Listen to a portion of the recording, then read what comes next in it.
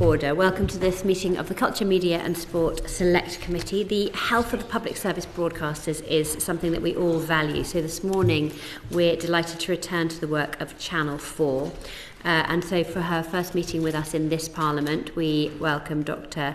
Alex Mahon, the Chief Executive of Channel 4, and also for his first appearance in front of this newly reformatted committee and his final appearance as the Chair of Channel 4, we're joined by Sir Ian Cheshire. Warm welcome to both of you. Before we begin, do any members want to declare any interest? I used to work at Channel 4 and my husband still works there. Thank you very much. Anyone else? I'm a member of the National Union of Journalists. There we are. Thank you very much indeed. So I'm going to start the questions to you both. I want to kick off really just talking about the finances, Alex, and I'd like to start with you. Channel 4 experienced a 10% decline in overall revenue in 2023. Can you talk us through what are the key reasons behind that, and how confident are you that the figures that come out of the end of 2024 will be better?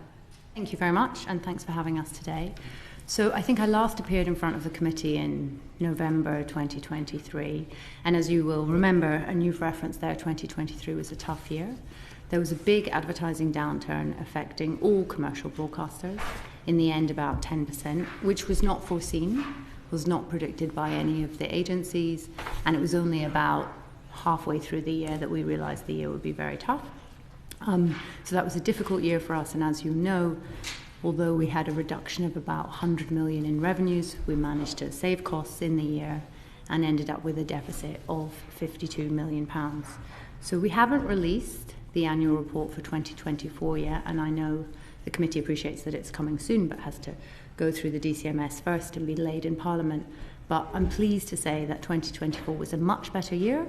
Revenues were up about 1% year on year, better than our largest commercial competitor, whose revenues were down 3% in the year. So that's great news for us. We're pretty much on a flat deficit, so that's positive. So pretty much break even in the year, and you'll see that when it comes out.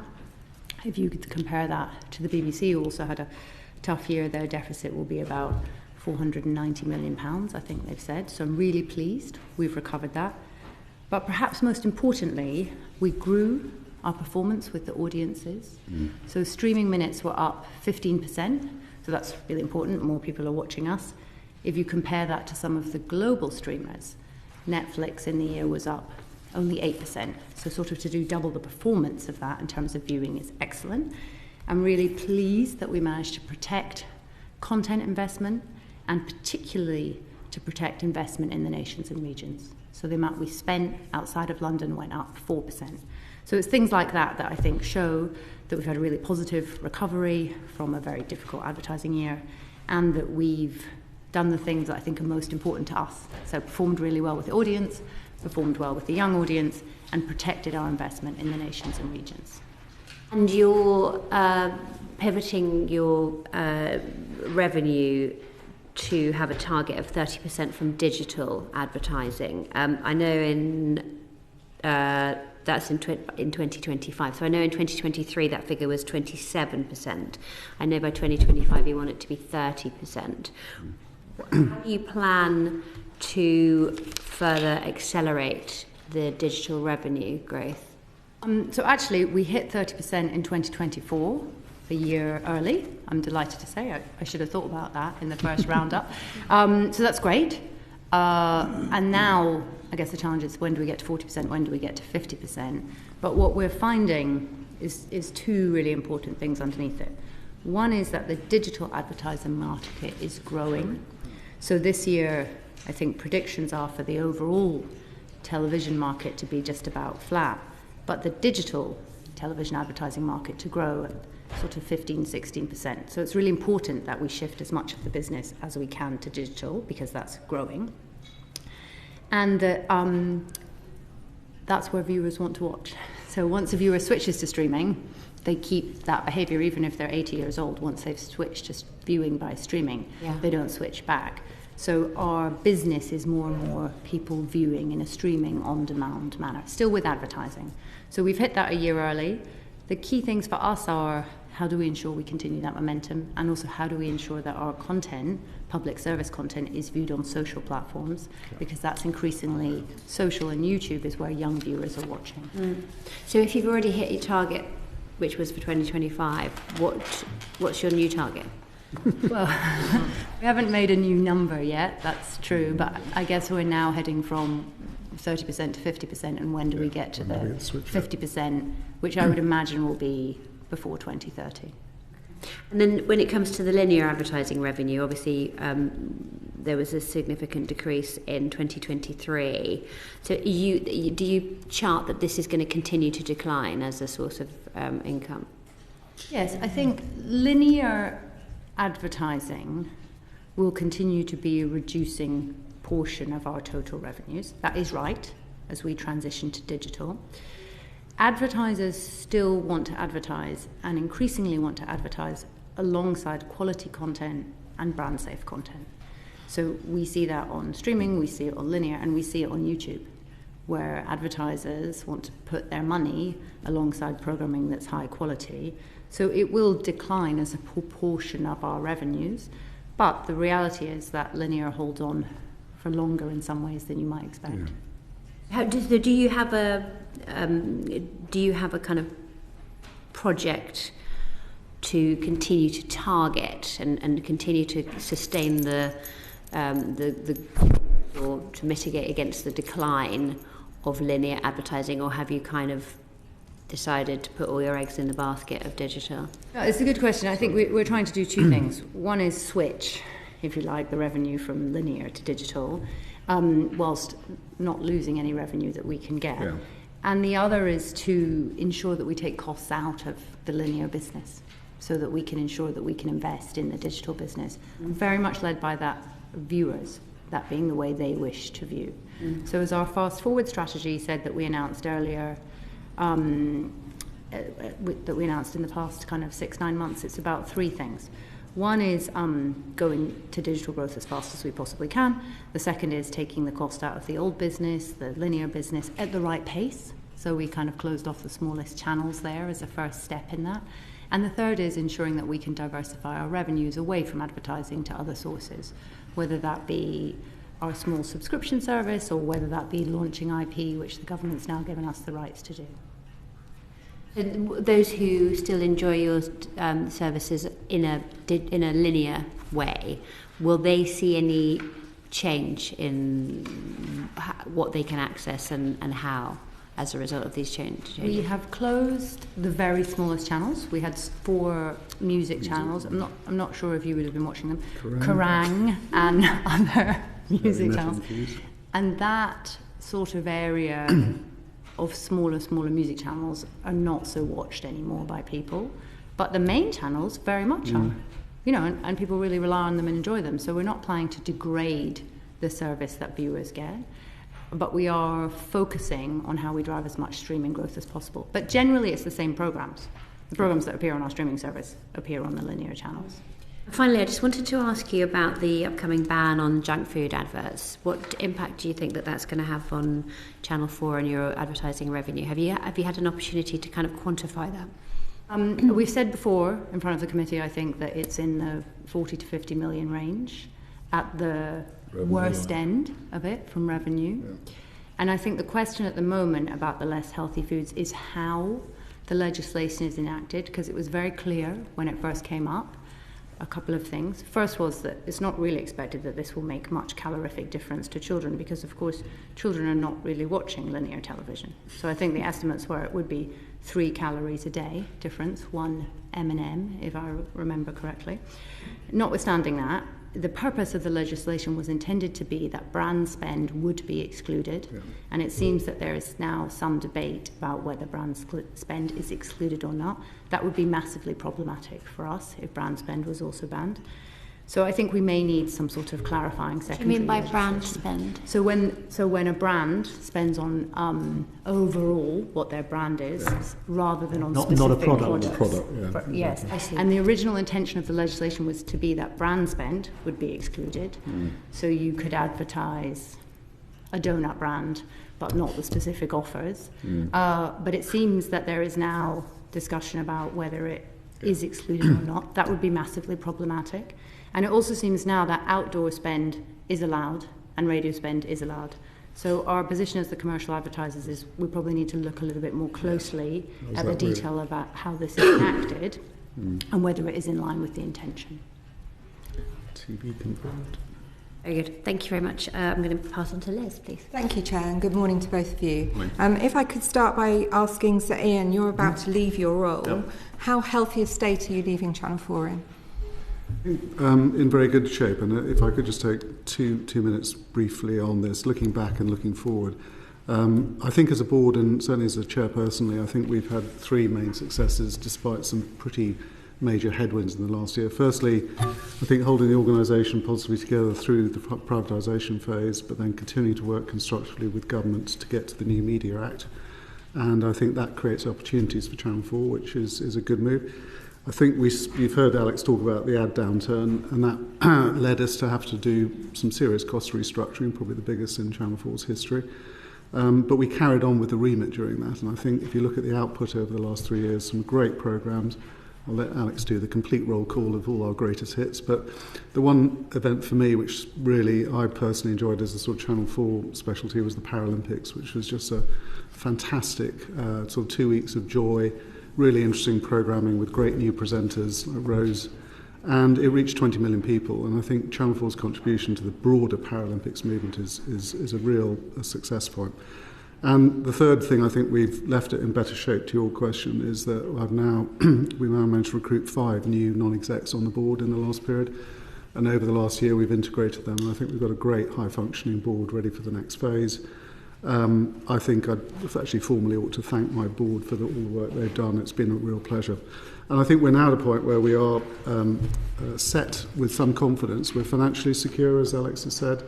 I think we've got a more diversified income stream. And we are, I think very importantly, very able to conduct our core mission, because we're the platform that takes other people's commercial money, advertising, and turns it into programming. And that what we do is to do that for the independent production sector. And that is in rude health now after a very difficult year in 2023. And I think the final point I really would like to really insist on is that Channel 4 is in good shape, but it needs protection. It needs protection because if we take public service broadcasters and the BBC for granted, we're living in a very different world. I mean, automatically, 40 years ago, Channel 4 was automatically protected because it was one of 2 commercial channels and it had advertisers queuing up. We now live in a world, global streamers doing things for their own purposes. We've got ad-driven, algorithm-driven social media with a completely different model, and we've got multiple news sources from all sorts of digital spaces. And I think, I really would stress this point. Channel 4 is a national treasure that doesn't cost the public a penny. And if we don't, and it contributes, I think, to the UK in a broader sense being a sort of country we should be proud of, if we don't keep on regulating in this new world, and we don't have the support which we have enjoyed from the public and government, we should not take its future existence for granted. I'm very conscious of the new sustainability duty the board's got, and we take it very seriously. I think as I hand over to my successor, and I wish them well, I think it's in good health, but it's got serious challenges, and we need to look after it. So does the regulatory system for PSBs put them at a disadvantage compared to the global streamers, would you say? And if so, how would you address any disadvantages? Let me say 2 words on that, and I'll hand over to Alex. I think the key element in what we've seen in the regulatory process, which I would thoroughly endorse, is the issue of prominence, because without prominence we will disappear into the sort of 500th page of an electronic programme guide that no one watches. It's mostly there in the smart connected TVs, not all, but in the world where things are increasingly going to be streamed through all sorts of devices, I think we've got to think very hard about prominence in the broader context of how people are now watching content, which is very different. And I think the second thing is I think we've got to be very naive about some of the business models that other people are following, and the way that we can continue to ensure that Channel 4 can generate the ad revenue to turn into programmes is threatened by some of those ad models, because they don't necessarily want to give us the money that we need to create the programmes. So I think this constant vigilance, and I think the challenge, and I'll finish here, is This will continue to evolve in a world where we're being scraped by AI and we are seeing new models emerge. So 40 years ago at the launch of Channel 4, you couldn't have imagined the current universe. And so the point is not to try and fix in stone some relic of the past, it's to protect the future. And that, I think, is the crucial task. Thank you. I suppose I'd say, because I think it's sometimes easy to think, do we really require television channels anymore or public service broadcasting because we have so much content? And in fact, from a consumer perspective, there's oversupply. And we've got to remember that people in Britain spend about 5 hours a day watching video. Obviously not this group, but most people spend 5 hours a day doing it. It's very different for my generation compared to the generation afterwards. Gen Z spend about 42% of that 5 hours on social media platforms and another 22% on YouTube. So only 36% remaining for traditional television and streaming. I think in that environment, public service media is perhaps more vital than it ever was before. Not just because of export value and UK soft power, but particularly given the rise of misinformation and disinformation, and also particularly given the impact that algorithmic viewing and, if you like, bad actors can have on social cohesion and democratic disengagement for young people. So I think we need to think about, when you ask about regulation, are we thinking about how we preserve these institutions in decline, or are we thinking about how we promote them? And if we think about how we promote them, to go to Sir Ian's point, we need to think about reach. So the Media Act is very good, but we need to think about what is the reach and prominence on new platforms. What does that mean algorithmically? Do we want a protected or promoted position there rather than a kind of throttled or shadow banned position? We need to think about impact. So we need to make sure that we can fund things properly. So we've done hugely well on YouTube, and we've done hugely well, for example, with our news on TikTok, adapting how we make news for that group of viewers, which means it has to be thumb stopping and arresting from the first image. We had 1 billion views of that last year, which is incredible, but it's quite hard to earn any money from it. And we need to ensure that we maintain a position of trust.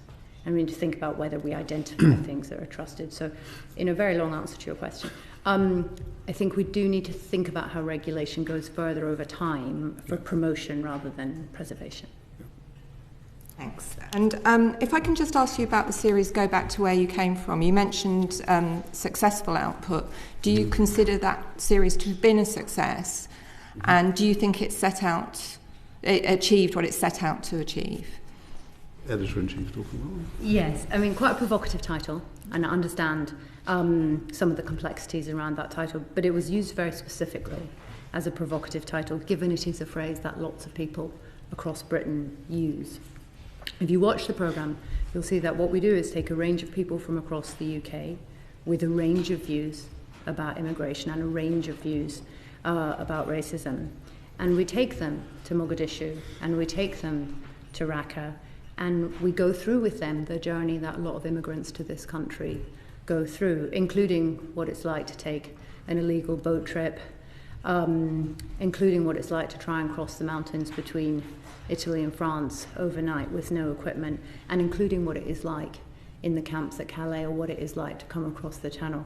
And you will see that some of those quite racist opinions change dramatically in the course of the show, and that when people see the complexity of the system and the hideous journeys that people go through and the lengths they're prepared to go to, and that a lot of people are hardworking and wish to make a better life for themselves, they understand what a complex set of issues this is, and they are faced by those people. So in that sense, I think it was a real success. I think it is a complicated and complex issue, and it requires proper documentaries to explore it. But we tried to do that in a way that would engage people in those discussions. But I do understand it's a provocative title, but it was done for a reason.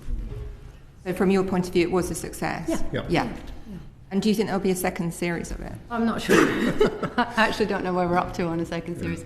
I do know that it was hugely successful in Australia with the same provocation, and does help perhaps the debate. Yeah, help the debate, but also help expand the complexity of some of this and how the system and changing this is not simple. Thank you. Thank you. We're going to stick with prominence and go to Natasha. Hi. So just sort of picking up on the issues around the regulatory framework and the argument of the kind of disadvantage between online streamers and traditional media. Are we in this kind of space where we should be thinking about these places as publishers again? Because I'm not in control of the EPG of Channel 4 just as much as I'm not really in control of the algorithm of a social media platform anymore. They're now media companies. Should we be treating them as publishers and putting them through the same sort of structures that Channel 4 has to go through? Yes. Clearly we're not in charge of American legislation. However, I've made quite public my view, which is that a platform which chooses which things to rank more highly or present than others is a modern definition of a publisher, because of course that's what a publisher does. Now, whether that is done by an editor or it is done algorithmically, it still fulfills the same function. But we know that those global platforms are not regulated as publishers. We think that we need to consider the impact on our society in the UK of the majority of viewing being through those platforms. So, as you will know, we published a study earlier in the year as our third piece of work about what is it like to be Gen Z in Britain today. And when we go to that 42% of consumption through social media on a daily basis, short-form consumption has 4 different impacts that we don't always think about.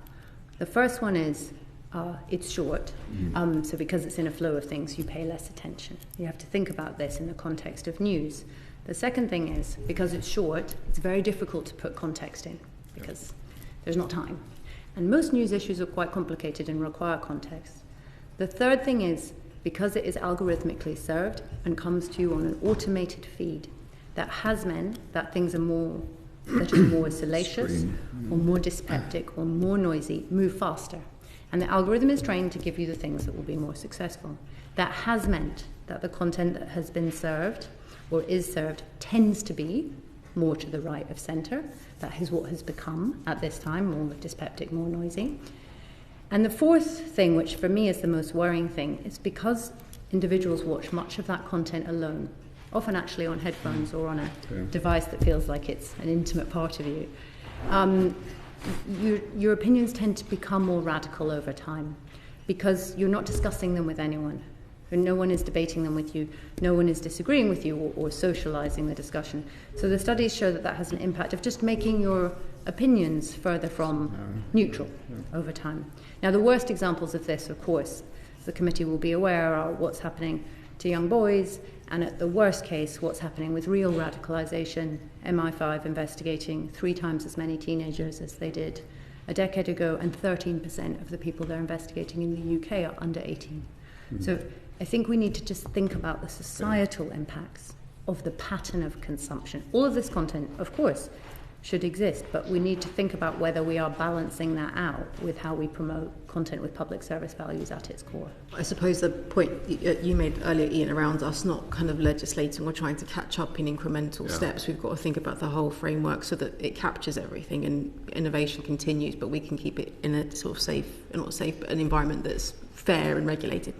So just on that sort of, Alex, you talked about your speech about Gen Z and the algorithmic prominence across global media platforms. Were you thinking really about news in that context, or were you thinking about all of public service broadcaster content? And I appreciate these things are difficult to regulate for, and fortunately for me, that's not my job.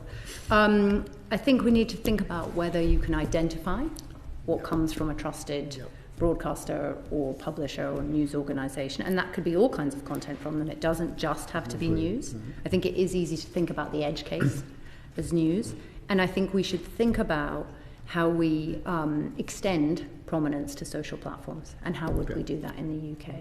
That's a live question. Do you think that that we have the powers within the Media Act to do that, or do we need new legislation? I guess that would be a matter for Ofcom. No.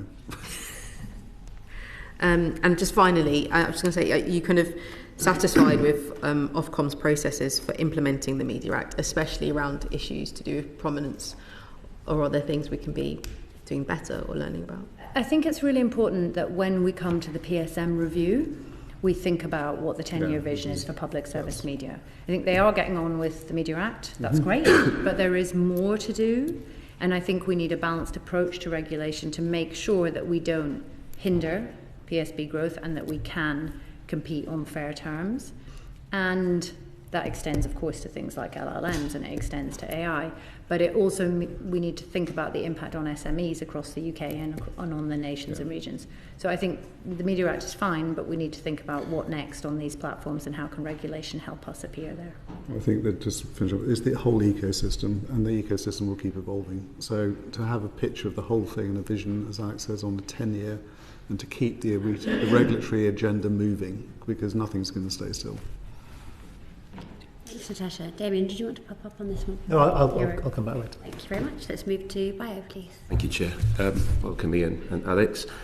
My question is around this sort of the drop in the non-advertising revenue. So I believe it was 121 million in 22, and it dropped to 101 million in 23. So, Alex, my question is, what were the factors behind that, and how are you looking to sort of address and to stabilise that? Thank you. Well, the main factor will be about how we can grow that through our new diversified revenues. I think last year it was about 10% as well. I'm trying to recall back to what happened in 2023 from 2022. But it was probably ongoing rights and film. I think film's included in other. And obviously film in 23 was often a result of previous years, and that was also impacted. So I will check precisely so that I don't get this question wrong and come back to the committee tomorrow. But I think the difference between years may have been driven by film rights, and obviously box office has been tremendously disturbed by the COVID pandemic and other factors. So I will check and just make sure that's the case. Five-year trend on non-advertising revenue is going up, and it is a key part of the strategy going forward to make sure that we can balance the revenue sources more. But year to year, we will get lumps and bumps. Okay, brilliant. Thank you. And with regards to the Media Act and the removal of the bar on sort of content production, how has Channel 4 approached the question of whether it produces its own programmes, really? Thank you. So as you will know, that came about in the Media Act. We've still got a bit of housekeeping to put in place because Ofcom goes out to sort of consult on codes of practice to make sure that Channel 4 is planning to do that in a fair way with the independent sector. And we've been very clear that we think it is an important right to have to grow Channel 4's non-advertising revenue over time, but also we need to do it in a measured manner to make sure that the 300 partners we work with, particularly independent producers and SMEs across the nations and regions, are not disrupted. So there's a balance there about how fast we scale it. I would expect us to be able to talk in the next quarter, once these codes are in place, about how we do it, and that will be a balance of how do we build a team who can create IP for Channel 4, and also what other companies do we invest in. We're clearly bought up for most of 2025 and quite a lot of 2026, so it will start to make a difference from 2026 on. Brilliant. Ian, would you like to? Just to say, I mean, there's no sort of hidden big bang about to explode that we're not telling anyone about.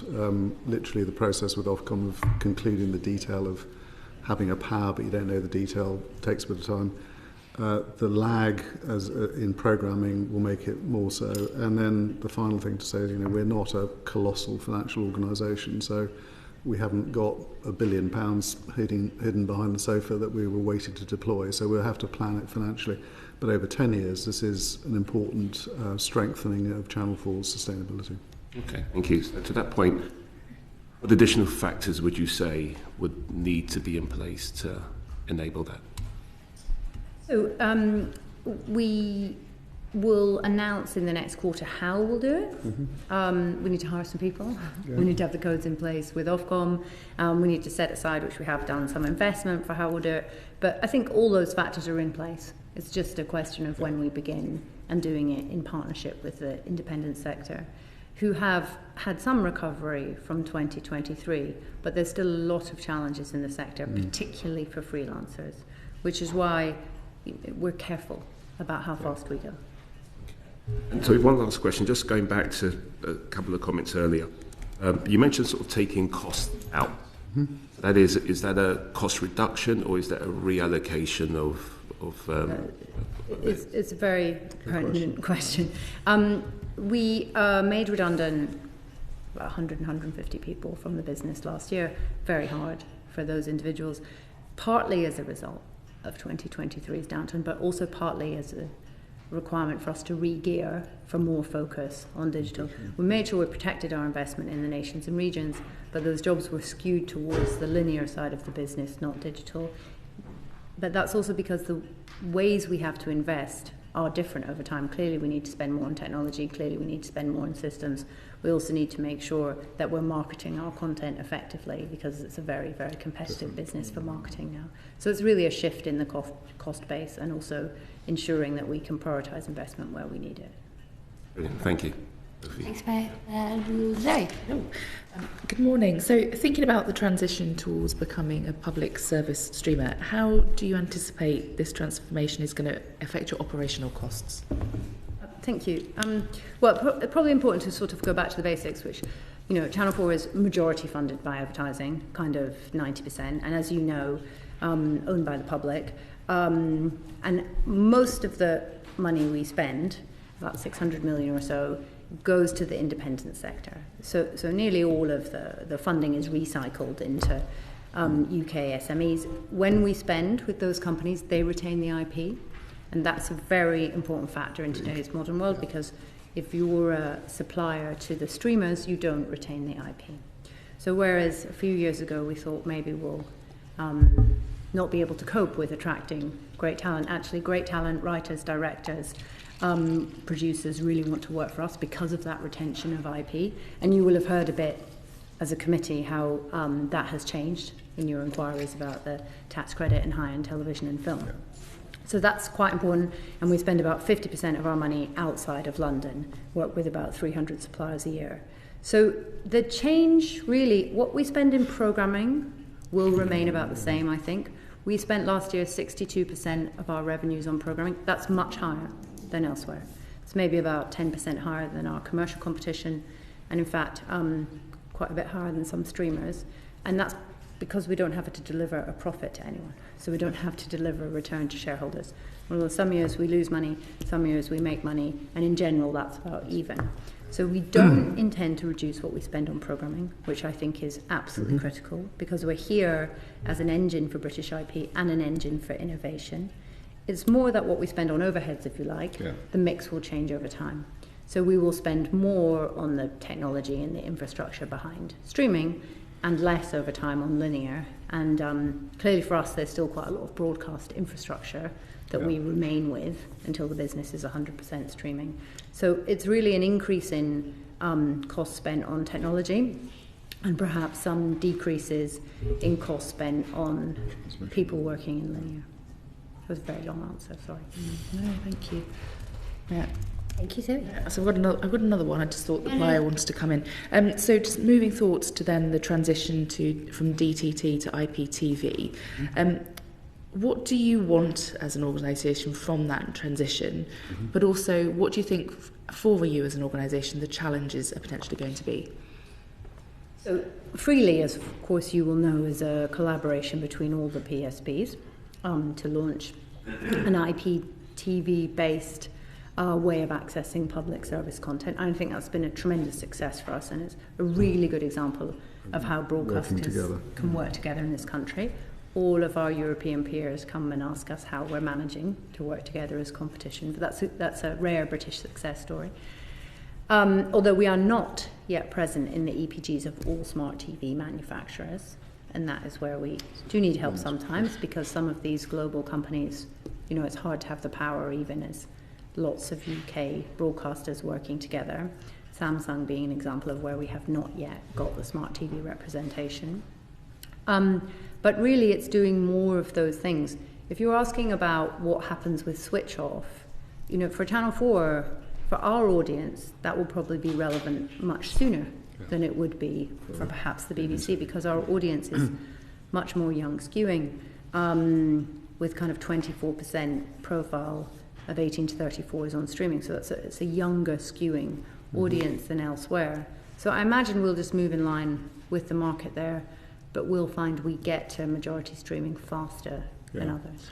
I would just maybe add to that, having seen the physical to digital switch in retail and banking and other experiences, it is really important when you get to the last 20% that there's an industry government sort of process that's well managed to make sure that the vulnerable and the people that have less opportunity to go for that switch aren't lost in the rush to go digital. So I know that's a topic that's been discussed, but I would urge people to think collectively, certainly from my time at BT and then Barclays, we saw as certain cohorts will have issues in that, and we need to make sure we're positively looking after them.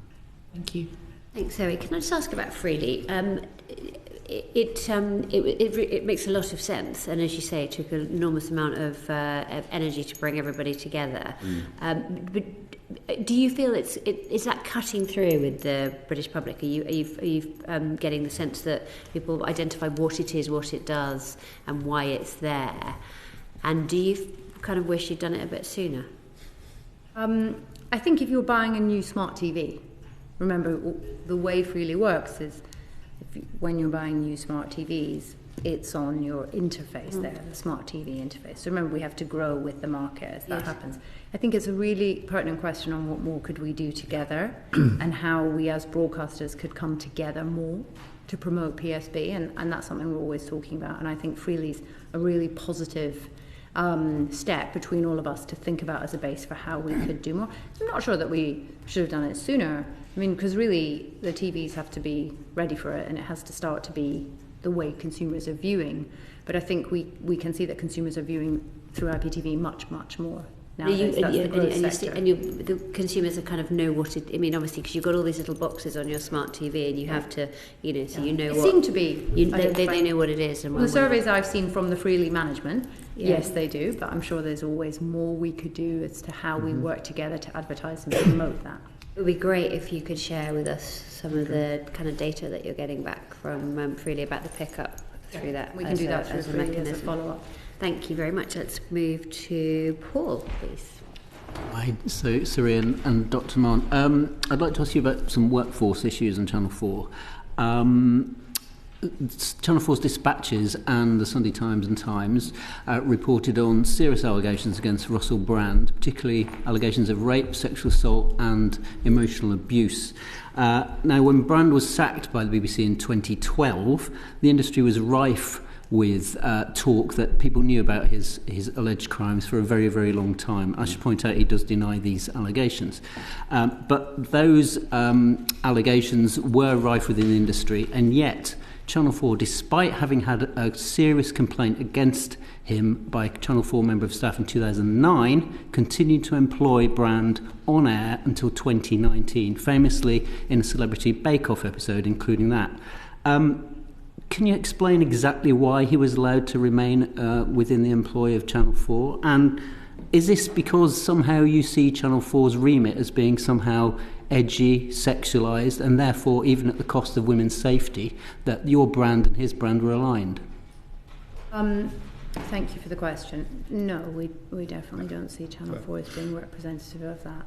As you'll know, we undertook a 4-year investigation into Brand, and the result of that was the Dispatches documentary, which I think was a really painstaking and considered and meticulous investigation, and not easy for the team to do in some ways, because they continued it within the auspices of Channel 4. I think it's positive that they did that, and I was very proud of the fact they did so.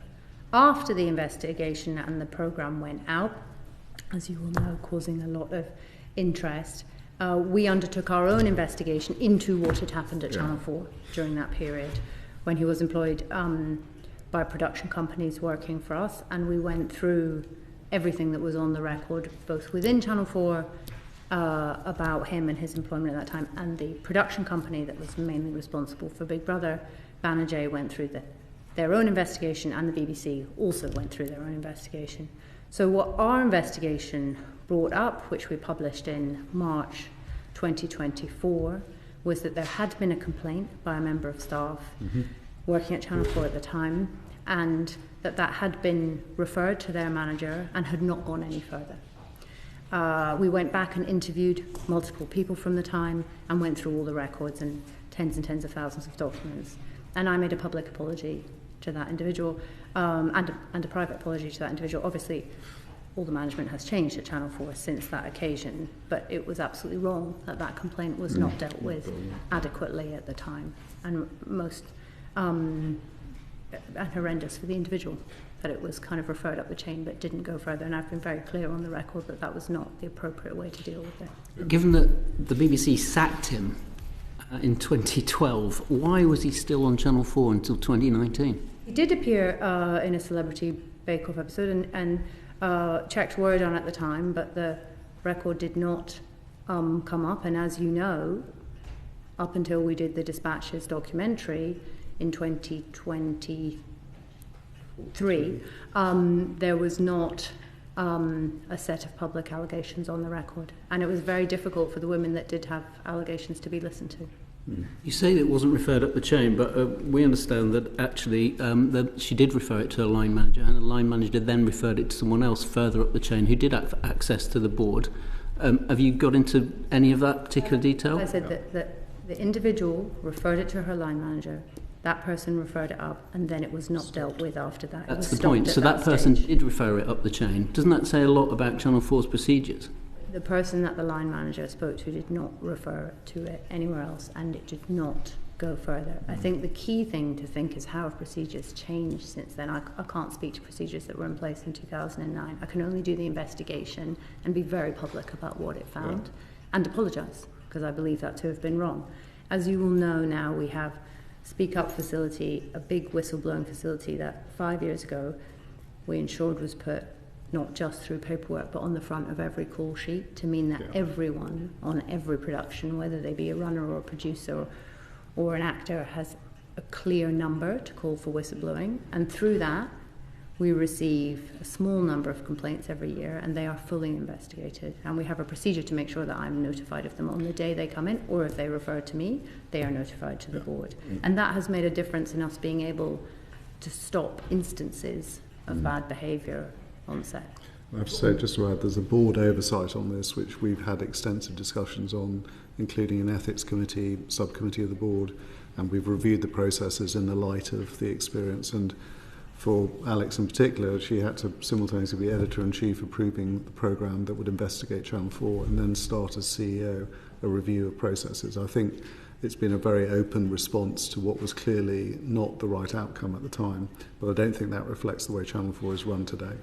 One of the victims of Brand told the Sunday Times last year, and I quote, "I came forward hoping that it would help bring about change and that bad behaviour would never again be tolerated in the TV industry. Instead, the whole process has been disempowering and exhausting. What Channel 4 management seemed to care most about is covering their backs. I no longer believe they wanted to get to the bottom of what happened. It's a whitewash."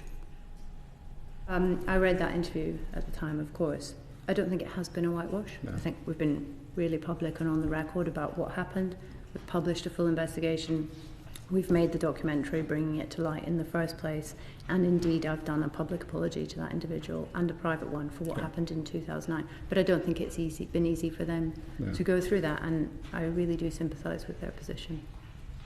I was just going to ask you about the role of CISA here. As you know, the Creative Industries Independent Standards organisation, their role, as they state it, is to work with individual media organisations, but enabling them to coordinate issues that arise across multiple broadcasters. And of course, this is a prime example. This is a broadcaster.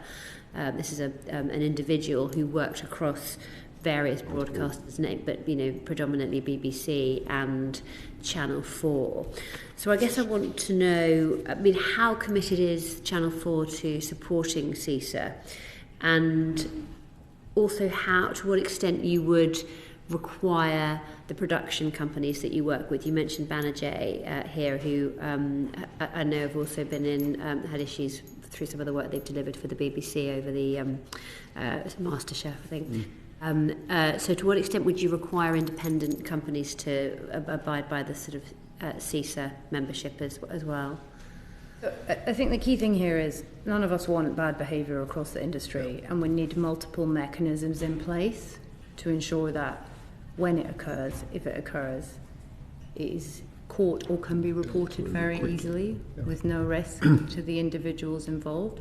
Because what we definitely saw in the brand case, and we have seen in other cases, that the risk to individuals is very high, and so the fear of reporting is very, very high. So as I said, we have our whistleblowing facility, Speak Up, we have other mechanisms internally. We do have a code of conduct that we expect all suppliers to adhere to, and when they don't, we go in and investigate. More complicated for us because we don't have in-house production, so they were our third parties, and we support the setup of CISA, and we've stepped up to our funding of that. I do understand that it's taking a bit of time, but I think that is because it's complicated to set up a new regulatory body, and it takes time for them to get precisely in place the how they are going to do it, but we're very supportive of that. My view is multiple routes make it easier for individuals to flag things. Yeah, but so do you think there's more you could do to on the requirements that you make of your production companies that you work with? Is there more that you can do to sort of set out what is the expected standards of not only standards of behaviour, but also what the channels for complaint and raising issues is? Yeah, I think we've made really clear, as I talked about, having whistleblowing lines on the front of every call sheet and insisting on that in every production, ensuring that we can go in and investigate when instances are raised with us, being really clear publicly that we want to hear about those. But I think we can always look at every individual situation and say what are the learnings for it, and that is what we try to do on the brand report as well. But it's very embedded in the commissioning process that Ian Katz runs. It's not a sort of side issue. This is taken seriously. Okay. Yeah, I can ask you more broadly about your Fast Forward strategy, which was launched last January. The Fast Forward strategy admitted it would involve redundancies.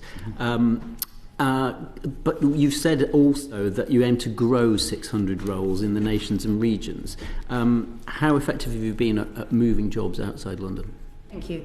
Yes, we're planning to get to 600 roles in the nations and regions. As of today, we're about 500, so we're well on the way, which I'm delighted by, because as the committee will remember, this was part of an initiative that we set up in 2018 that we said would take the best part of a decade to think about how the channel's represented in the nations and regions, moving away from being rather London-centric in its employment.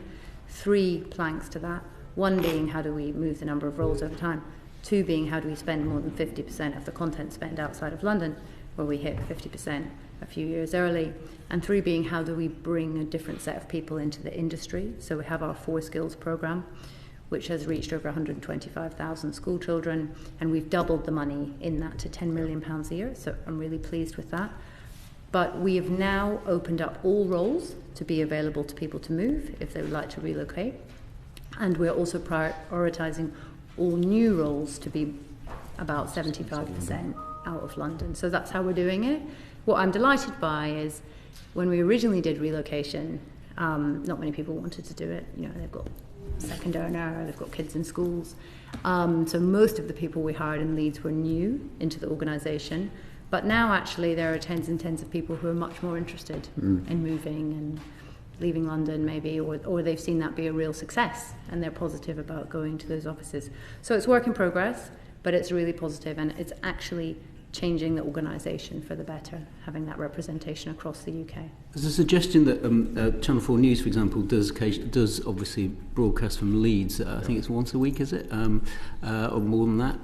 But the suggestion that that's purely cosmetic, that you've got presenters literally going up on the train, coming back down again. It's not genuine commitment to Leeds. It's not people relocating. It's not, as the BBC have done in Salford, embedding yourself in the region. So multiple nights a week, the news is co-located from Leeds. It's the only national news programme to do that. Most other news programmes that come from somewhere else are kind of local, but we do that multiple nights a week. BBC presents its lunchtime news from Salford. The evening news. We have a big studio there, but anyone from the committee would be most welcome to come and see it and see that there are real people that work there. Well. And it's very successful. I'm sure that sometimes some presenters don't live there, but it's a big operation for us, and it's a core part of how we see the news representing the UK.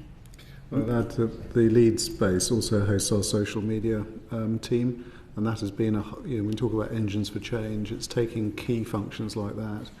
And 5-10 years ago, that would have been sitting in a place in Soho and King's Cross, and it's now in Leeds, and it's one of the growth areas for our business that's going to be part of the future. So I think it's real commitment going into Leeds, and I do that part of the world quite well.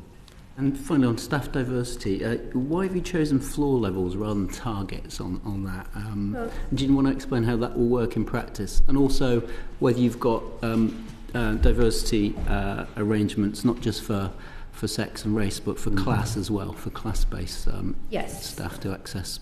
So Channel 4 is currently 58% female, 23% ethnically diverse, 15% LGBT, and 25% disability.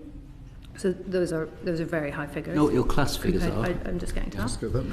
And we've just introduced class. So in the most recent Ofcom report, we're at about 32% working class, the highest of the PSBs and the only one to have gone up since the last report. So I'm very pleased with that, because you may remember when I started at Channel 4 in 2017, there was a report saying it was the poshest broadcaster. So that's a big switch to make, and important, I think, in the industry, because it is the characteristic on which we are not representative of the population. We've switched, to answer part of your question, we've switched from targets to floor levels because we beat all our targets. And then I think now you maintain at a certain level and try not to fall below it. That's an important thing, but really that's why. And then you get into a complicated position of should you be setting targets that are way above general population, or should you try and maintain a more representative group. I think the key thing is now how we change that class number over time and what the target is we set for it over the next 5 years. And the changing that is about a number of things. It's about work in schools. So when I talk about 4 skills, and that's about 25,000 kids a year, we're going into schools across the UK ranked by highest percentage of free school meals. So we went to over 60 schools last year, and we're talking to kids between age 13 and 16, so at the point where they're making decisions. It's really important that you change the aspirations of young people, the belief that there are jobs in our industry for people from all backgrounds. And then it's also about how we change internal cultures and atmospheres so that people can be who they really are and not feel they have to live up to someone else's expectation of what it means to be in media. So class 32%, I'm pleased that working class is the best level, if you like, amongst PSBs, but I think there's still a long way to go, because that's not representative of the general population of the UK. Thanks, Paul. Rupa. Hi, welcome, and glad that the threat of privatisation has gone, because that's always been a cloud when you guys have been in front of me. Actually, picking up from a couple of things that other colleagues mentioned, we had CISA before us in this committee. I've been passed an FOI request. You mentioned the Speak Up facility. So apparently, so the answer, because you're a publisher broadcaster, I think that makes things, Dame Caroline was referring to, a bit tricky to quantify these things. So this FAI said, we can confirm that no reports were made to the Channel 4 Speak Up facility from individuals in the independent production sector covering workplace bullying in 2024. So because it's so amorphous, because it's spread over these indies, that just makes sort of reporting it also difficult. You alluded to this, because people don't want to be blacklisted. They'll never work again. They have short-term 6-month contracts. How do you ensure bullying is properly stamped out? And this Speak Up is not working because nobody complained to it last year. It's not correct that nobody complained to Speak Up last year. I imagine it is correct that in a request of whether anyone complained specifically about workplace bullying in independent... So the year before, Channel 4 holds details of 16 complaints of bullying in independent production, it's not just 1 year, in the sector between 19 and 2023. Right. So there are figures, but now it's been swallowed up. So there will have been complaints last year, if I remember off the top of my head, for different things, not bullying. So health and safety on set, or working hours, or financial irregularities. So there are obviously complaints that come in through whistleblowing that are a range. It may be that in the period of that, for one period in 2024, there weren't any workplace bullying ones. And we go in and investigate, or ask that company to do an investigation. You're absolutely right to say it's complicated by them being third parties. On the other hand, there's a positive complication of that if we don't see a result that is adequate, we may choose not to work with that company again. So to some degree, the threat or the stick we have is perhaps greater than if it was a division within the same company. But we do go in and do that through our commissioning operations team and set investigations. So it may be in the period of one of those FOIs there weren't bullying, but as you can see, there were bullying allegations from a period before. But we get all kinds of complaints in through that, and we go and investigate them. The rate is not super high. It's not tens and tens a year. So to your point, I think there probably still are barriers to people calling up. And in a freelance economy, I completely understand why they are, which is why it is important that CISA is set up and that there is another body that people can feel less fear about reporting into. And we do inquire at board level on a regular routine basis to say what is the nature of the functioning of Speak Up, because that needs better advertising, you can go through an independent company. Because again, the Greg Wallace, we know it happened in different production companies over different years. The thing last autumn, we've never heard back from the MasterChef Banerjee. No, not to my knowledge. He was here a couple of weeks ago and said soon. Never seen that. And then also, Paul's point, the threat of privatisation has gone. Levelling up has also, thankfully, gone. As a London MP, I always felt that was a very anti-London thing. People scrabbling for crumbs on a table and London not allowed. There is a perception that the Leeds relocation was a little bit surface level done. There's not a proper national office there. Was it just to give the impression of moving up north to stave off the threat of privatisation? And at the time, levelling up was a big thing. We had Nadine Dorris there. I remember her squirming in that chair many times. And she's no more. No, it's not a fig leaf. No. I mean, I would encourage anyone, if you are, or if the committee happens to be to come see Leeds. In the north, we'd be delighted for you to come and see our full Leeds office with 300 or 400 people there, our full Glasgow office, which is much smaller, that's a hub, our full Bristol office, and in Manchester we're moving out of our current office to get an office twice the size. So we're not housing hundreds of people in a vacuum somewhere. These are full and important offices. And as Sirian has said, like, the engine of our digital growth for Studio is very much in the Leeds office. And is part of it. We're not the scale of the BBC in terms of tens of thousands of people employed, and we have fully committed to this and are doing it properly. And I'm delighted that it is working, because when we did suggest it 5 or so years ago, there were real fears in the organisation that it couldn't be achieved. And to achieve that kind of shift in where your staff are at the same time as achieving the strategic shift to move to digital is something that we're really proud of. In the last government, it was rumoured that they did, in between, because again, they kept changing. I think I've been through 6 prime ministers in my short life.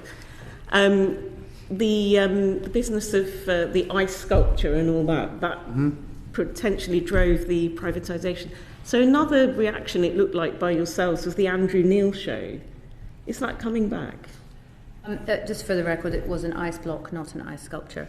Okay, even worse, or even better for whichever way you look at it. The Andrew Neil show, I thought, was very good. In the that seemed to come when they were saying you left that thing came. I liked it. Is it coming back? I don't think it is coming back, no. Andrew's moved on to other things, but the Balls and Osborne combo, I thought, was excellent in it. Look, you'll know that we did UK election night, Britain Decides, which was a tremendous success, and we have a very wide range of people on that programme. I was really proud of us for doing election coverage that beat the other commercial channels and that everyone was switching over to. We had on it Nadine Dorris, we had on it Anne Widdecombe, we had the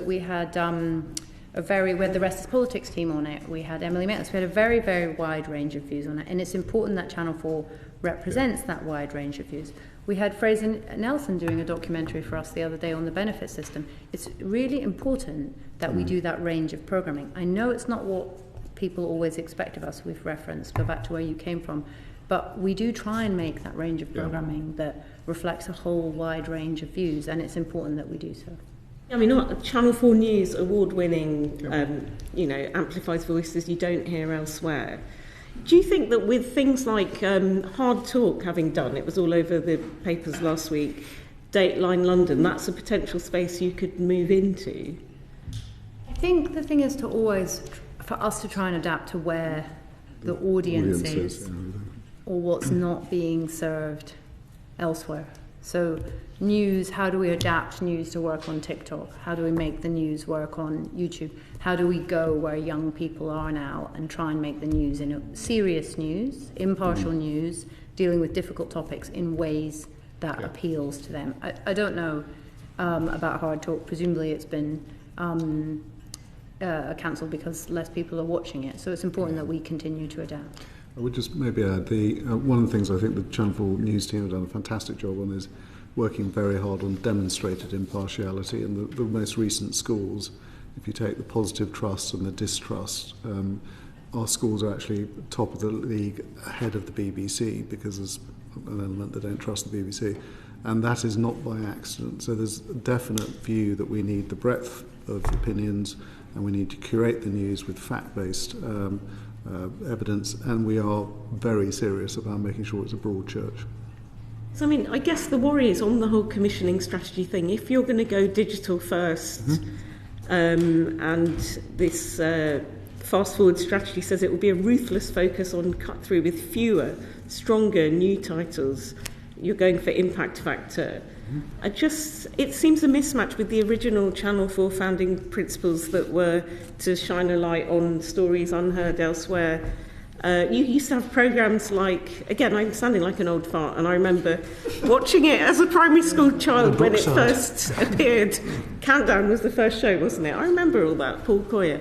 You used to have things like The Bandon Files, Black on Black, Eastern Eye, Unions Weekly. I mean, okay, maybe that's anachronism, although there's lots of workers' rights legislation coming in from this new Labour government. I mean, I feel that the diversity things you could point to now, It's a Sin, Defiance, those things, they're a bit few and far between, whereas before we had sustained programming that covered. Are those things in a commercial streaming world gone forever? I agree that we don't have Union. I'm not even sure if Union World was on. Union World sounds great. Channel 4. Union's Weekly, was it? I think it was a Granada programme. However, Union's Daily now. It was shown on your platform. But look, I think you mentioned Defiance there. So I don't think anyone else would. Yeah, I mean, these are kind of one-offs, though, aren't they? Every few years there's or a go back to where you came from. And they're a little bit sensationalist, Place in the Sun. Do you know what I mean? I don't know if you're going off to your... I think... But the question being, are we doing enough specialist things? We absolutely are. Look, we had on Swipe, the school that bans smartphones. We had that on 6 months ago. It's caused a massive debate amongst the parents' groups. And we are seeing so much content come out of that now about what are the issues for our young people. We had on the other day, I printed a gun. What happens if you print a plastic gun using a 3D printer? Where can you smuggle it into? What is the reality of that? We had Undercover exposing the far right, which, as you may remember, did undercover filming inside Reform and led to the Prime Minister at the time condemning the P word. We've got Hollyoaks with a sibling sexual abuse storyline in it, which you might not think would be the most popular, but it's really important to bring to air. 800% rise in inquiries into that charity, showing that that is happening in the UK today. So yes, we have shows that go back to where he came from, but we also had Michael Sheen with his £1 million giveaway last month, which is Michael Sheen wiping out the debt of people in Wales up to £1 million with his own money. Incredible, right? Dealing with that issue in society. Again, that's not going to be a really populist show, but it's a really important issue to bring to light. So I think that we have lots of those shows on air, but also We have modern interpretations of things that are doing really well with the audience. Last year we had a lot on kind of crime, but we did it in a really clever Channel 4 way. So we had Merseyside Detectives. If you hadn't seen that, I encourage you to go and watch it tonight, which was about what's happening with gun crime there. We had The Push, which was dealing with that dreadful case of the woman who was pushed off Arthur's Seat to her death in Scotland. We had a murder trial, which was reenacting what does that mean, what does it mean when you're in a trial. So I think we have lots of clever ways into issues that impact Britain today. We don't have a union world, but we have lots of other things that impact workers. And if you think about what we've done in the news, we've done the investigations into the church, which has resulted in the resignation of the Archbishop of Canterbury. That story was pursued for 7 years. I don't know that anyone else would have pursued that story. We've had crumbling prisons, we've had undercover in the NHS, we've had investigations into deep fake porn. We're pursuing issues that are happening in the UK today that I don't know that others are pursuing. So I think there's lots of that. Defiance was a really important show, but it wasn't done for being popular. It was done because it's a really important story to tell. I'm not sure anyone else would have done it. Yeah, no, I really enjoyed it. That and It's a Sin, I didn't want them to end. Yeah. Do you know what I mean? You get really sucked in. But I do feel you're less risk-taking than you used to be. And I worry that in this sort of digital-first new commissioning world, so the ability of a nation to tell its story not behind paywalls without any of that stuff is just getting more and more difficult. I think it is difficult, but I don't think it's true that we're not taking those risks. I think, we've got the second Kosminski series of Undeclared War coming up, which will deal with really important issues. Again, that's risky. That's risky for all kinds of reasons to make. We've got Groomed coming, a national scandal. That's risky to make. We've got Ian's favourite programme, Isle of Shite, dealing with the waste and sewage crisis. So we've got things that are about Britain that are done in a Channel 4 way that are not being done to be popular. Yeah. They're being done because they're important issues to discuss. And we do believe in the remit being challenged, and we do go through a process of mapping, here's the remit, here's the spend, here's the viewing. Are we actually doing what we set out to do?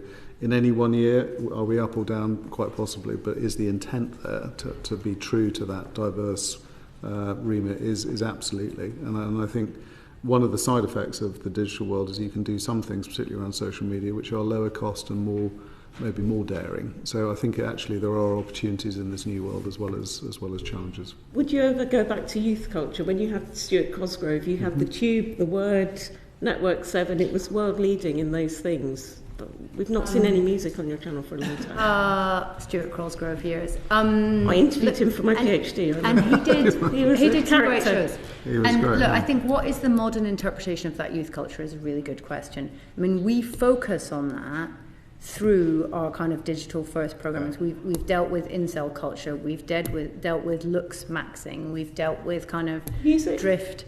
Not music so much because it's very well served by the market. It is very well served elsewhere, but we're dealing with Untold, which is a series that deals with particular issues that are focused on Gen Z in Britain today, and there is a lot of that on the channel. Lastly, you mentioned Peter Kosminski. Do you agree with his theory that the streamers are progressively wiping out stuff, and would you agree with his suggestion there should be a 5% levy on streamers?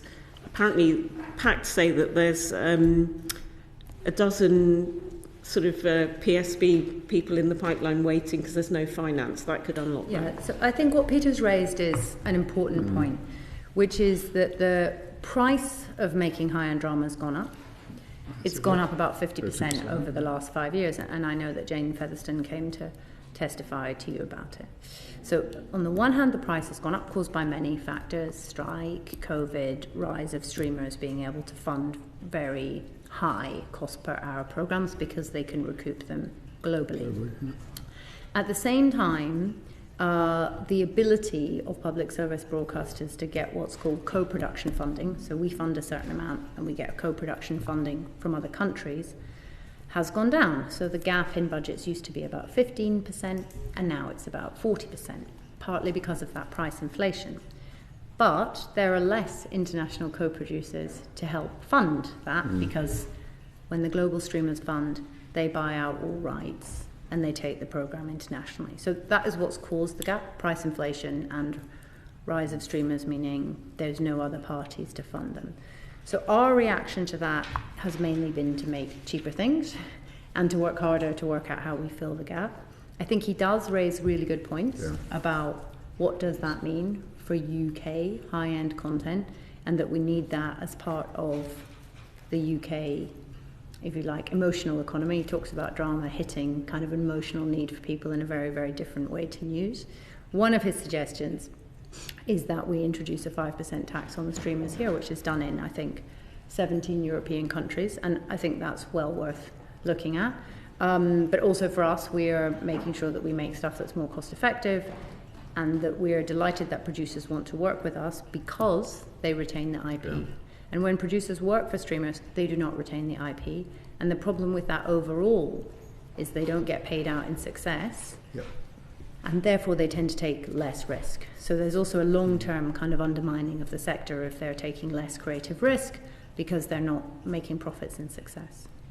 Thanks. Thanks, Rupert. Can I just, on the issue of drama, I know you've got a drama coming up written by Jack Thorne, who everyone's talking about at the moment because of his work on adolescence, and he said that everyone who worked on adolescence came from a public service broadcasting background, and that for the next Michaela Cole or Jimmy McGovern to emerge, it's only possible if Channel 4 and the BBC are given the muscle to make drama. If you were the government, how would you be delivering that muscle for you? I think that's a very good point, and obviously Adolescence is a great show and dealing with important issues in society, much of which we've talked about in our Gen Z work and what we've done on smartphones and raising the issues of being a young person in Britain today, and particular findings about they have less reliable information, there is less social cohesion, there is increasing gender divergence, and that's having negative effects on society. As you will know, Jack Thorne worked on that, Stephen Graham worked on that. I'm delighted that we have a stake in Warp, the company that was behind such a brilliant production, which is excellent. But that would have been a budget that would be hard for us to compete with. So I'm happy that Jack's next project is coming to us, or Peter Kosminski's, but that is difficult. The positive is that a show with audacity and brilliant creative skills involved in it and kind of British grittiness is doing so successfully. So I think that shows us that the audience want those shows. But I guess in terms of the committee, it would be to look at the tax breaks, so to look at increasing the tax break for television, drama and comedy. I think that's really important, as we've done in film. I think thinking about what you do or don't want to do about streamers is really important. And ensuring that Ofcom is focused on regulation that promotes public service media, not kind of preserves it through decline. Thank you very much. Let's move to Damien, please. Thank you, Caroline. So can we come back to distribution of your content in through different channels? And can you talk me through the economics relatively of something being streamed on an owned platform versus a third party, most obviously YouTube? Okay, thank you. So for us, if we put something on streaming, the amount we make per advert, if you like, the CPM, cost per thousand, or price per thousand from our perspective, is about the same on digital as it is on linear. And that's really important to understand, because if you remember from the newspaper industry... Forgive me, Alex, I'm asking about not the distinction between digital and linear, yes, but the distinction between one type of digital and third-party digital. But it's just important to understand that they're about the same, because in newspapers that didn't happen. Cool. And then if we go to YouTube, the arrangement we have with YouTube is we actually manage the sales for our own adverts into our own content when streamed on YouTube. So that's a big difference to, if you like, regular YouTube, and that's part of our commercial arrangement with YouTube, which means that our CPM can be significantly higher than if it were done programmatically by YouTube, and is within sort of 10 or 20% of what it would be on our digital owned and operated platforms. And the main thing for us is that it's additional reach. So that we check, and the people that are watching our content through YouTube are extra people, and it's extra reach. So that's incremental revenue to our business. And is it done on a revenue share basis then with YouTube? Yes. Okay. And who else has that kind of arrangement? Well, nobody else did it for a while, but now lots of broadcasters are very interested. So Okay. I don't know about the commercial arrangements of YouTube with others. Okay. But we were the first We were ones the first to do it. into that. Okay, and you say that's within 10 to 20%. Yeah, it's in tens So of for a percent. like-for-like, let's say a Yes, within tens of half-hour percent, yeah, that's full right. programme stream.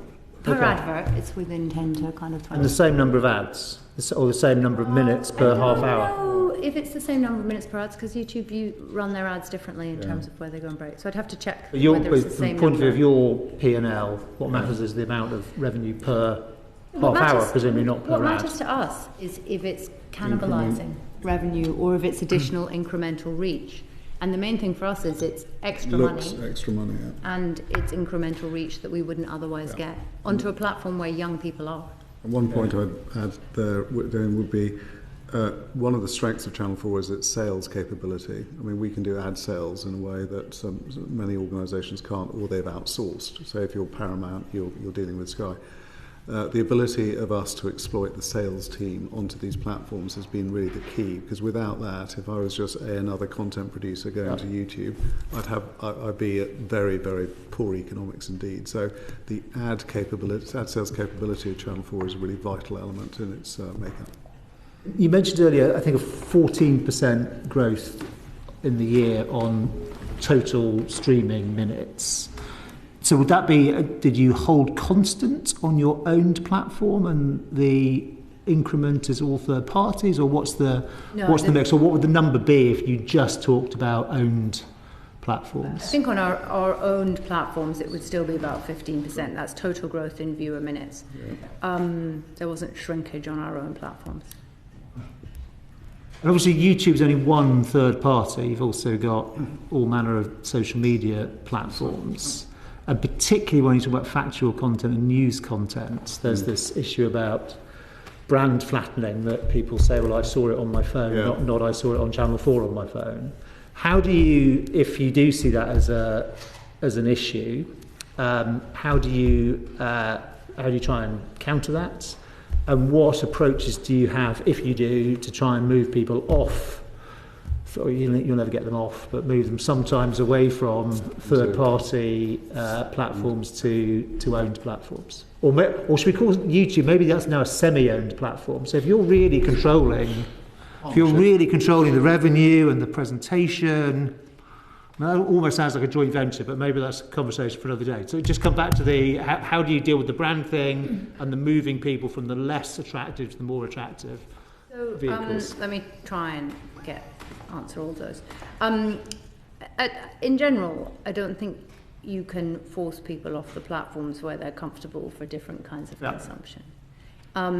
It's a nice idea, but I don't think one can. So if people are consuming on TikTok at that time in the day as suits them, they're consuming on TikTok. The big success we had there last year was this kind of billion news views. So it was massive growth for us. 58% of our social news consumption was on TikTok. And the team worked really hard to work out how do you make things work on that platform, but without earning revenue against it.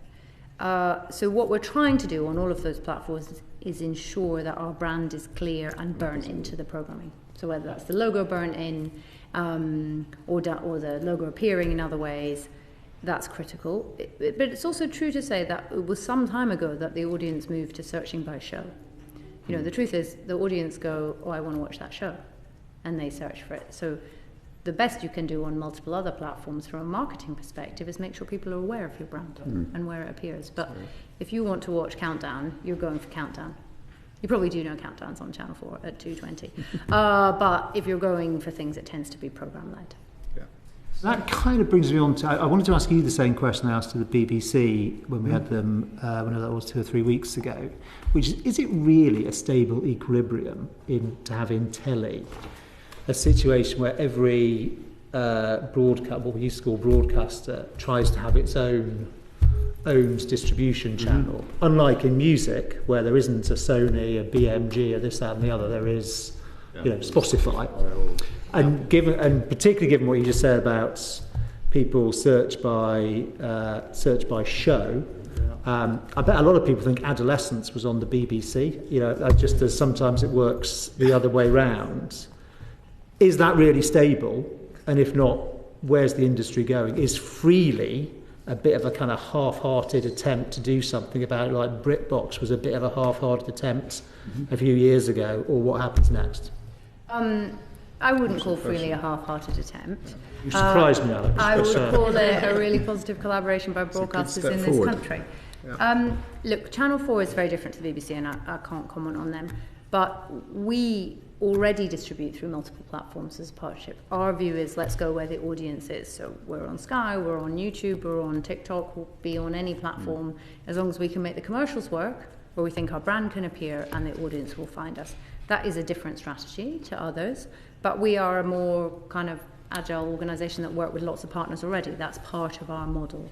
So that's perhaps a different strategic approach, but I think it's really important that we pay attention to the data of where viewers are viewing, look at being on those platforms and ensure that we show up to them with public service content and, as you point out, get our brand identified where we can and ideally get paid for it.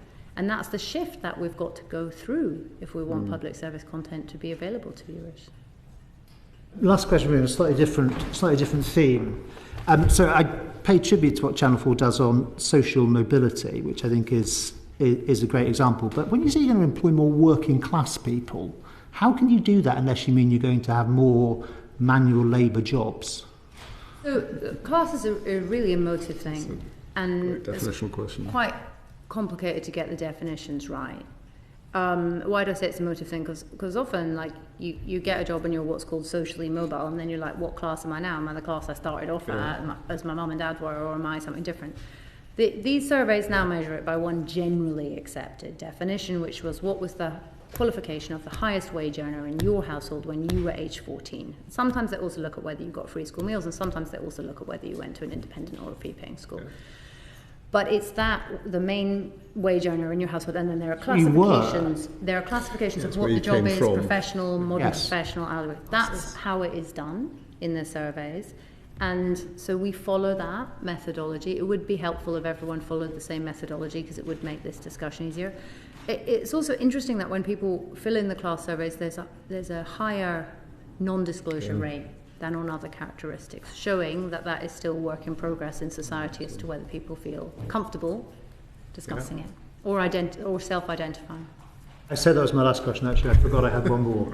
What's the future of Channel 4 fact check, and how are you going to work at making sure that people really can? Because actually I think it's a great, in the fact-checking space, it's one of the few kind of proper brands that pre-existed fact-checking, which can itself be a little occasionally questionable. So how are you going to bolster that kind of sub-brand if that is part of your strategy? We will continue with fact check, and as you say, it does important work. I think maybe the more worrisome thing in society is that there has been a collapse in vertical trust.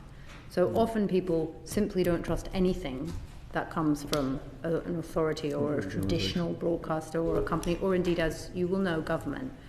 So the work is on us to think about how do we make fact-checked information more easily identifiable for people across the board. That's what I've talked about. Is there a way we could have a tick mark or something that comes from broadcasters or publishers that have some kind of regulation in place, or have proper journalists or editors? Because the truth is that the people who look up fact-check are already the 1% or the 2%.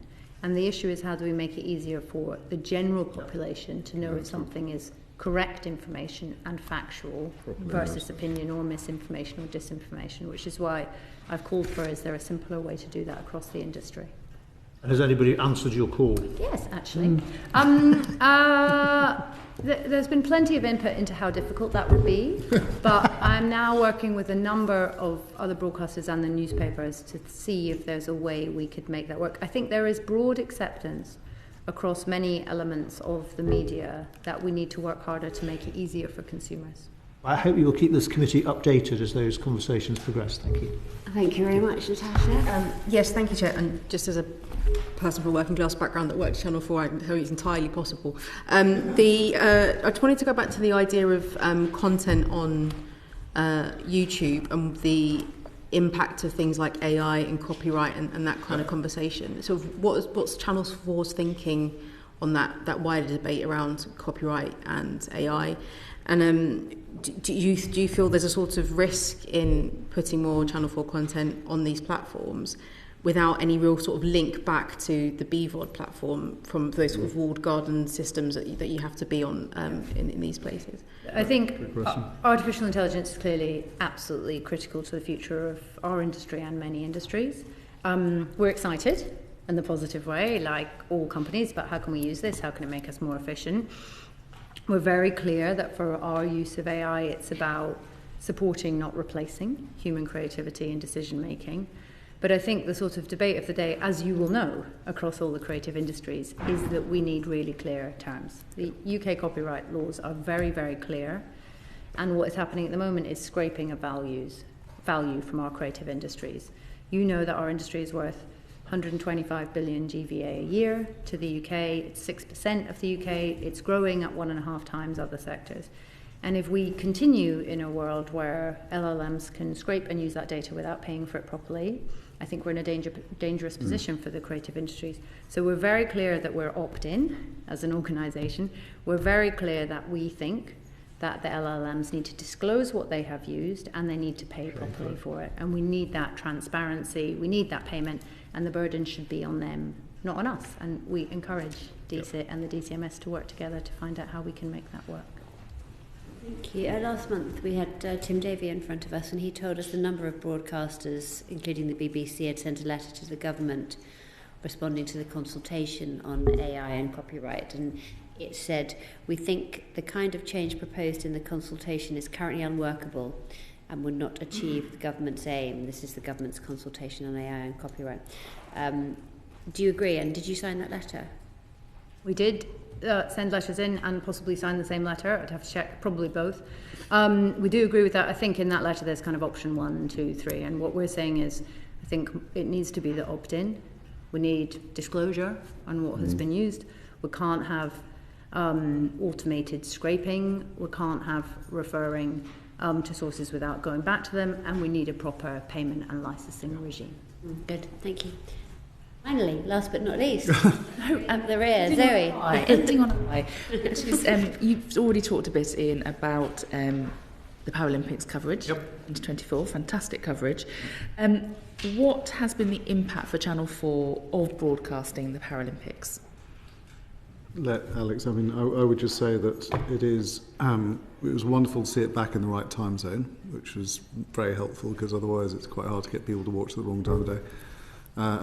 Before Alex talks about the impact it's had on others, I would just really call out the impact Channel 4's had on the Paralympic movement, and the fact that we were being consulted by NBC, who've got to do the American version, the innovation that went on in the coverage and the lineups and the way everything was covered was a complete triumph. And the feedback from the Paralympic movement has been amazing, and I think it's a great achievement. So I think we've been a positive force for good in that. In terms of the impact on, we've got lots of data. So I think Sirian mentioned earlier 20 million viewers, 7 billion minutes streamed. I was really pleased that we presented all the sports. Yeah. So we had them all streaming simultaneously, and actually did that in a partnership with YouTube, which is where tech can be really, really helpful to us. I was incredibly pleased that we worked so hard to continue to innovate. So 90% of our on-screen talent were disabled. That's a great thing, and British viewers have got really used to seeing that, so that's a great success. It's no longer really commented on. Working with Rose Ayling-Ellis to have the first deaf live sports presenter and explaining how complicated it was to do that. You know, she had 2 different interpreters working with her and a whole system that was devised. But maybe the biggest thing is thinking about the impact on UK society. So we built in Wales a virtual production centre where everything was done that you would normally do in a gallery, and it was done in Wales from Paris direct there. And that was built as the UK's most accessible facility, and in fact we think probably the world's most accessible television facility. So that's great. We've left that as a legacy to Wales, and in fact we're doing a bit of Formula One from there, so that's great. We worked with Everybody Moves, which is about giving access to sport and exercise in the UK for people with a disability. So that we had a kind of QR code that was on screen multiple times a day, and 86,000 people registered with that. So that's, can you go to a swimming pool, can you go to a track nearby your home that's accessible? That's amazing for people's ability to do sport. And we also had a show on around it called Equal Play, which is about disabled children's access to sport in schools across the UK, which is incredibly important, again, for social cohesion and ability, as well as health and your own fitness. So what I was really proud of is those wider impacts on the UK and thinking about what the legacy is of the Paralympics in between the kind of every couple of years Paralympics. So the team did a great job, I think, and it had real commercial success with the audience too. So that is an excellent result for us all round. Thank you. And you've talked a bit about the television production, virtual production centre in Wales. Clearly that is a piece of learning that you have done around actually how to remove the barriers for disabled people working in the industry. Have you done any work, have you got any more reflections on how that's enabled you to understand that issue better? But also, what are you doing to kind of spread that understanding amongst other broadcasters? Yeah, so I do a lot, and we do a lot as Channel 4 to think about how we can bring these lessons to other businesses, particularly that fact that 25% of our staff are disabled. So what categories are they in? What have we learned as an employer? How can we make it easier for those people to work in our organisation? And how can we give those lessons to other organisations? Because clearly there are lots of disabled people who want to work, but perhaps they need some adjustments to be able to work, whether that be physical accessibility, or whether it be dealing with visual impairments or providing spaces for an interpreter to sit with you. Yeah. It's those kind of things that we try and provide as lessons to elsewhere. And clearly part of it is the culture of your organisation being open to you being able to disclose that you might have a disability. So a lot of our work is also using the Paralympics as a kind of tool to explain to other employers how they ought to think about this, because it's a very large percentage of the population who would like to work. But it requires us as employers to think about how we might need to adapt and make adjustments. And what would the kind of the top takeaways for you be on how you're going to use the Paralympics to improve your work as Channel 4 in this area of employing people with disabilities? I think part of it, maybe this is a sort of soft thing, is creating a culture where people feel, this is always work in progress, feel they can express who they are or what that may mean for them. So for example, we have an inclusion passport, which means that for anyone who's in a job at Channel 4, you can write down in a place on the system what your adjustments are to be able to work effectively. And then if you move jobs within the organisation or elsewhere, you can take that inclusion passport with you, so you don't have to constantly explain to a manager what those things are, which may be a difficult thing for you to have to do. So that's a small thing, but one that can make a tremendous impact inside the organisation. And I'd add the sheer fact of the role modelling we saw over 2 weeks, and we continue to see in our other coverage, creates a cultural shift that is incredibly, probably hard to measure, but incredibly powerful in human terms, that goes, isn't that brilliant, and that's completely normal, and what more can we do? So things like the tech challenge for Rose was extraordinary, but you actually on screen you would never have seen it. It was just seamless. So what else can we do? How can you innovate? But if you're doing the right things visibly, it's a lot easier to make the culture in the organisation more progressive. Thank you very much. Thank you very much, Zoe. And so just very quickly, before you go, Sorry, and this is your last appearance before our committee. You're standing down later this month. Yep. Do we yet know who your successor is going to be? No, we don't. The good news is, though, that we have literally hot off the press, I think yesterday, the advert has been posted by DCMS, and they are looking to make a submission, I think, by about the 7th of July for consideration with DCMS and Number 10 or whoever else is involved. And certainly we have a phenomenally brilliant interim chair in the shape of Dawn Airy, who will carry on. So she will be in place to make sure there's no gap. And I wish whoever my successor is all the best with this brilliant organisation. Did you have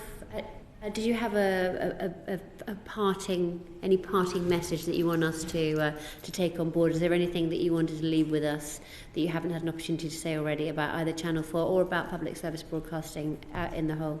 I think I'd just reiterate the phrase from before, which is these are national treasures. We've got to look after them, and we've got to be serious about it, because the environment that we're operating in is becoming harder for the public service broadcasting operators. I think Channel 4 on its own is in great shape. Alex and the team have done a fantastic job. I'm very confident of their success in the years to come. but we need to be engaged and we need to be on the side of the good guys, basically. Thank you very much, Thank you. Alex and Therese. Thank you very much for your time today. It's been great to talk to you. Brilliant. Thank you. Thanks very much. Order.